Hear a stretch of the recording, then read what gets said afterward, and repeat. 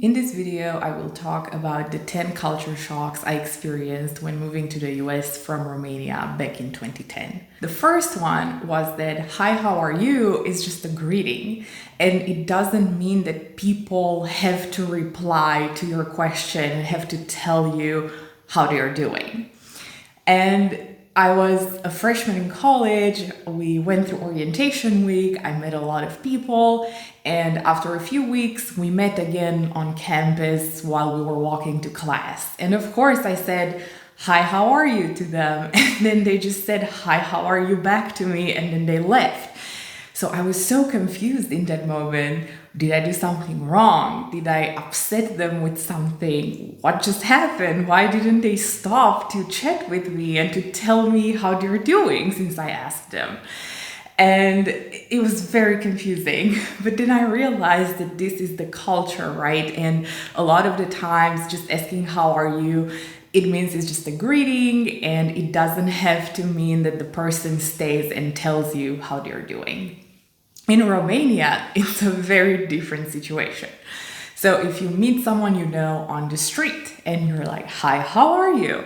they will stay and talk to you sometimes for 10 minutes, sometimes for half an hour, and they will tell you how they're doing, how their family is doing, how their grandma is doing with their health, how their boyfriend is behaving, what the health problems they have. Like, they will tell you all the tea that's happening in their life.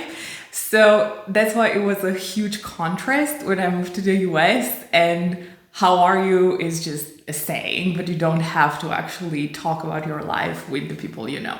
The second culture shock was that Americans are very positive all the time. For example, when you go to get a coffee at Starbucks, or when you go shop at Whole Foods, or wherever you go in the US, people greet you with a smile on their face. They ask you, "How are you?" They pay you a compliment like, "I love your glasses," or "I love your outfit." And it's just this very positive culture of friendly vibes and people being bubbly and friendly. It's very different to what you're going to experience in Romania. So here, people are very serious. I call it the resting Balkan face. So basically, there's no smiles when you go on the street. Everyone is gonna be very serious, not smiling, thinking about their problems. And this is usually the culture. I feel like it's starting to change a little bit now, especially when you go to a local coffee shop or to a local store. People greet you with a smile and they try to have better customer service. But overall, as you walk on the street, everyone is very serious and it's very in their thoughts. So this was a very new experience to me, to see that everyone is just so bubbly and chatty and smiley. Very new experience, but I loved it. It's actually one of the things that I miss most about the US, is just how open and smiley and bubbly and positive everyone is. The third culture shock was then when I was ordering water at a restaurant, it would always come with ice in it. Whenever I was getting a soda, it would come with ice in it. Whenever I was getting any drink I was ordering, it came with ice in it. And sometimes they were putting more ice in that glass than the actual drink. So for me, coming from Romania, this was definitely different, right? Because in Romania, people don't really drink icy drinks.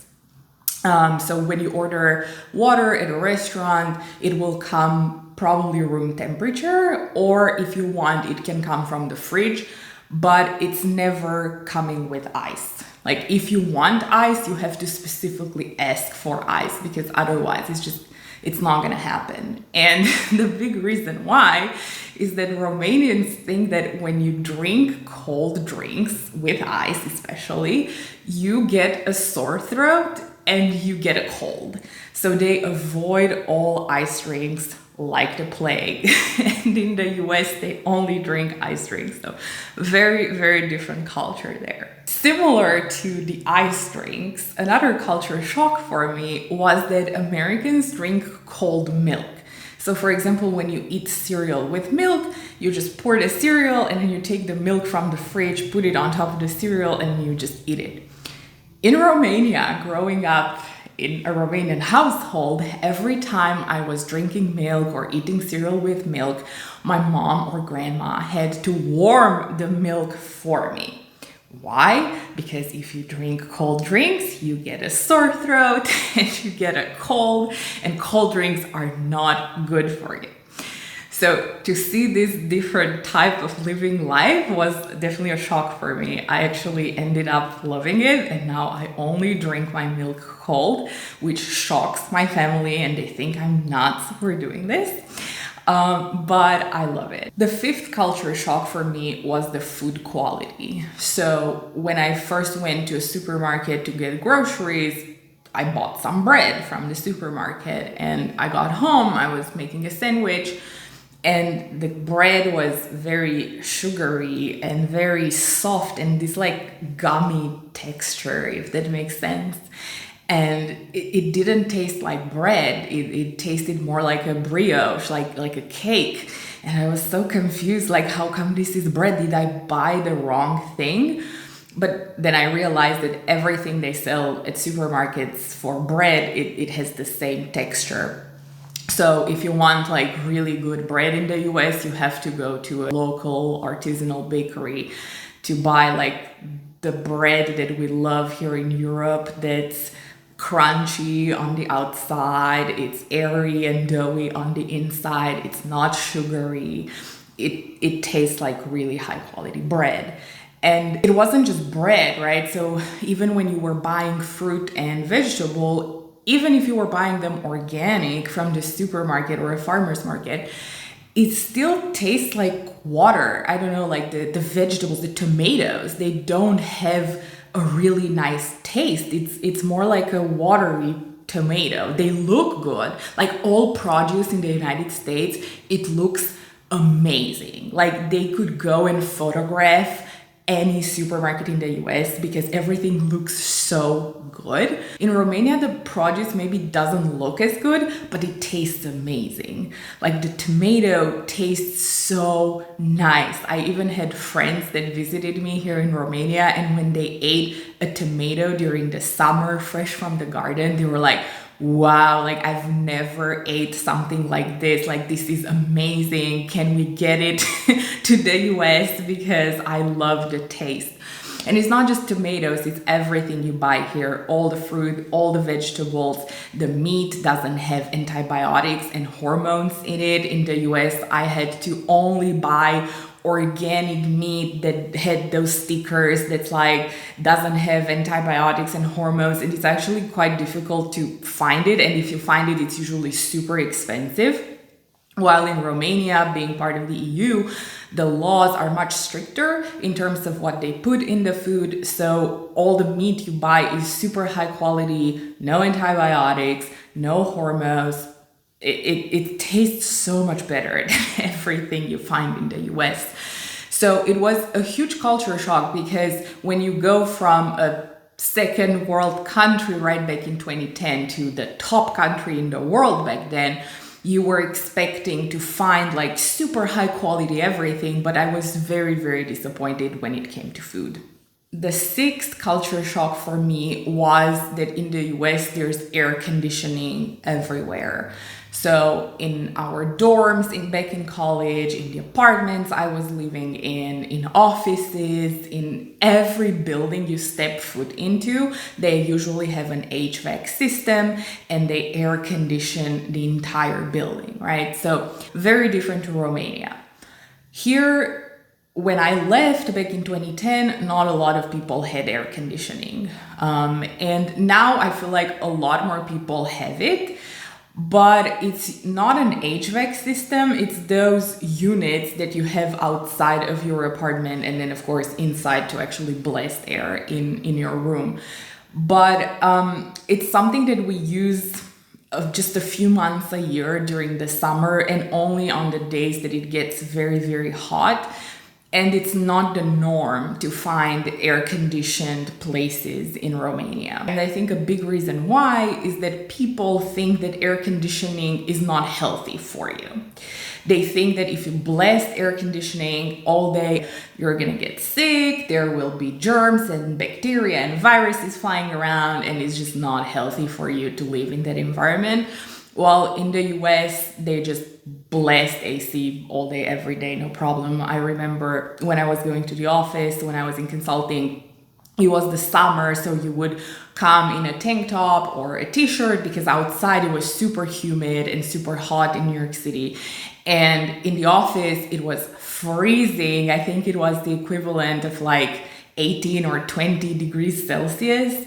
And after a few hours, you were shivering and you had to put a sweater on you because the difference in temperature was so high. The seventh one is the tipping culture in the US. So when you go to a restaurant, you have to tip around 20%, if you can, even more for service. And that's because the servers in the US, they have very, very low base salaries. And a lot of what they make during a month is based on the tips they get from customers. So basically, they don't have a living wage in the United States as servers. And that's why you have to tip. Like you just cannot go to a restaurant in the US and not tip. It's very different to what you experience in Romania.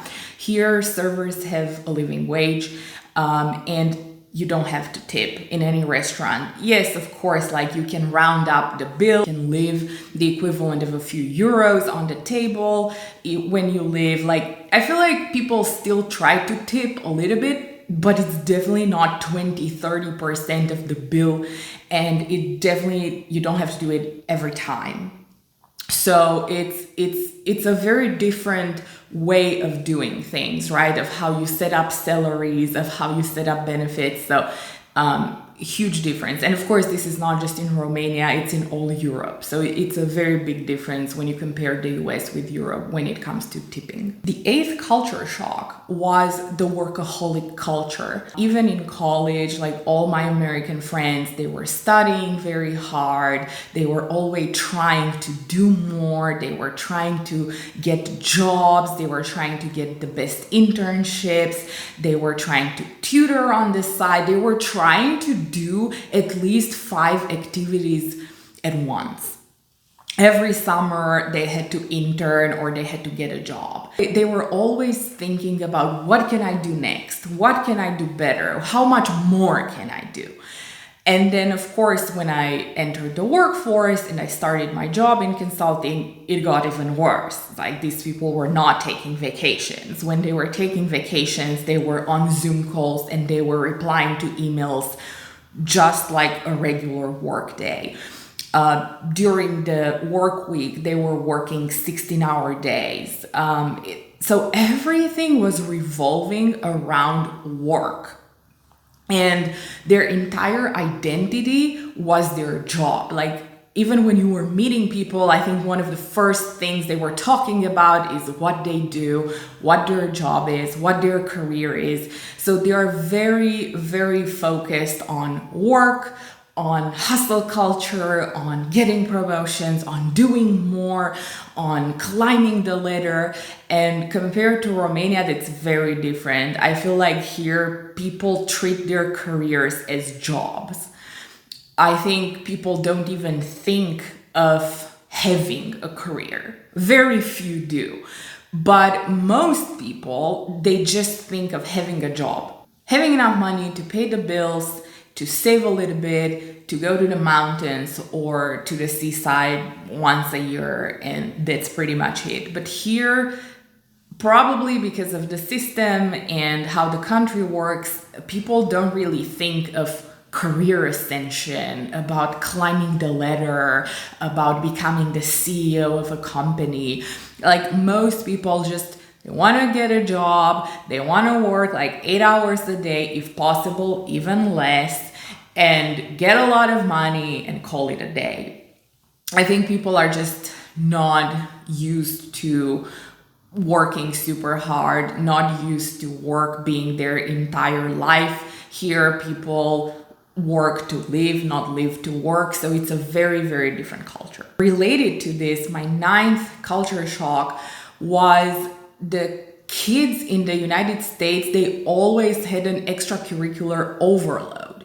So from a very young age, from, I don't know, first grade or something, they had to go to soccer or basketball or baseball or some type of sports.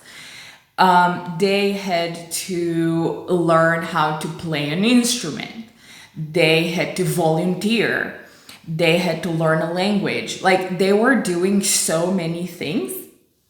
And even in high school, during the summer, they had to get a job. Like, a lot of them, I was hearing that they were working at McDonald's or Burger King or something. But they were always working, volunteering, playing an instrument, playing a sport, doing a lot of things. Basically, they had no free time as children. Now, in Romania, that's not the case at all. When kids get their summer vacation, they just enjoy their vacation. They are allowed to be kids and play and be outside and be with their friends and go on vacation and just like do kid stuff. Like, here, you don't have to do so much from a very young age.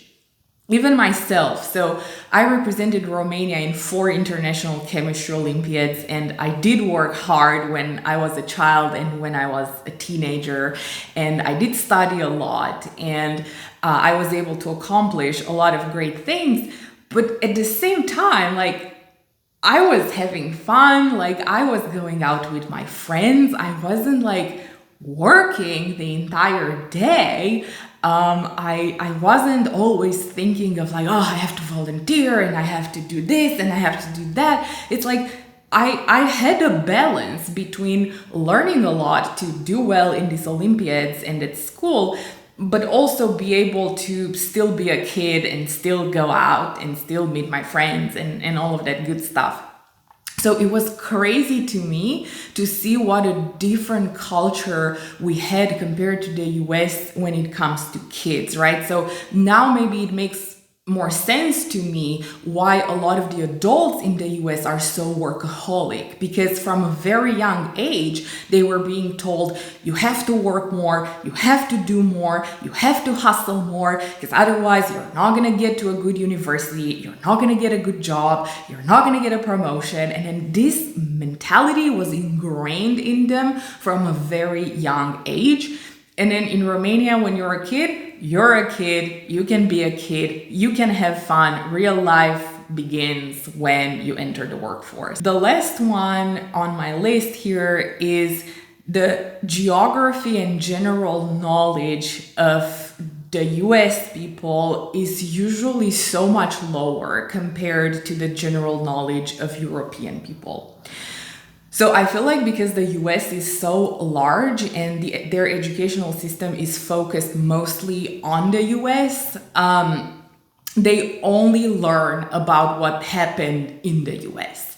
But they don't really learn in school about world geography or world history. And they just lack the general knowledge that any European kid would have. So to give you an example, I was in college and I was walking on Wall Street with one of my friends who was American. And we were walking on Wall Street and then she sees 2 flags. One was the United States flag, and then the second one was the EU flag. And then she stops and she asks me, oh, Ioana, do you know what that flag is? The blue flag with the stars. And I was like, are you joking? Like, is this the prank? And she's like, no, I've never seen this flag. Like, what is it? Why is it next to the US flag? And I had to explain to her that that's the EU flag. For me, that was such a shocking moment because I never thought that a US person that goes to an Ivy League university doesn't know what the EU flag looks like. And this is just one example, right? I had colleagues asking me in college if Romania is as cold as Siberia. clearly they had no clue where on the map Romania was and where Siberia was. Or they were asking me what language we speak in Romania. And when I told them that we speak Romanian, they were like, what? That's a language? Like, what? They also thought that Romanian sounds like Russian, when in reality, Romanian is one of the Latin languages, right? Like one of the Romance languages. So I had to tell them that it's actually more similar to Spanish and French and Italian, and it sounds nothing like Russian. So just based on these interactions, I was easily able to tell that the general knowledge of US people is just focused on the US, and whenever you start talking about any other country, any other geography, they lack the knowledge. So these were my top 10 culture shocks that I experienced when I moved to the US. Let me know in the comments what else you experienced. I'm curious to hear about it.